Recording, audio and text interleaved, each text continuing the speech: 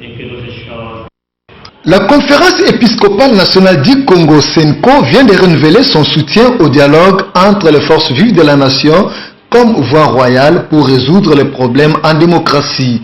Position exprimée ce mardi à travers une déclaration lue par le secrétaire général de la SENCO, M. l'abbé Léonard Santedi, devant la presse au centre interdiocésain, tout en priant pour que le Seigneur, maître des temps et des circonstances, éclaire les participants à ces dialogues. La SENCO appelle cependant ces derniers à privilégier l'intérêt supérieur de la nation et apportent leur concours pour la relance du processus électoral. De ce fait, les évêques rappellent la nécessité pour ces forums d'établir un dialogue national franc et sincère, susceptible de résoudre la crise actuelle que connaît la République démocratique du Congo.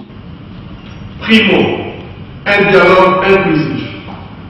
La SENCO apprécie les gestes encourageants posés par le gouvernement au sujet de la libération de certains prisonniers politiques et d'opinion, ainsi que de la réouverture de certains médias.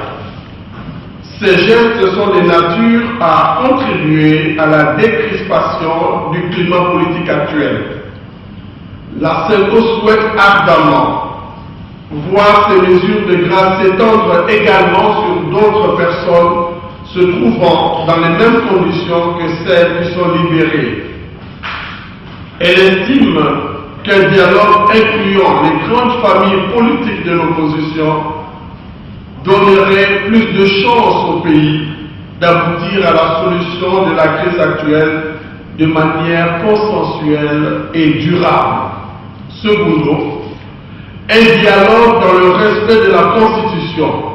Pour la SENCO, les dialogues devraient se dérouler dans le respect absolu du cadre constitutionnel.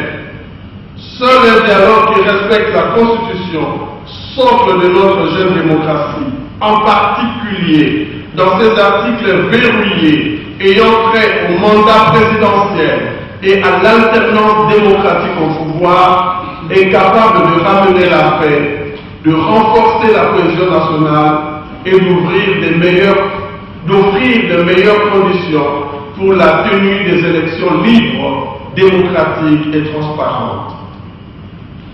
Ces conditions justifient la participation de la SENCO à ces forums par son délégué. La SENCO ne pourra pas maintenir sa participation à ces dialogues si le respect de ces exigences fondamentales n'était plus assuré.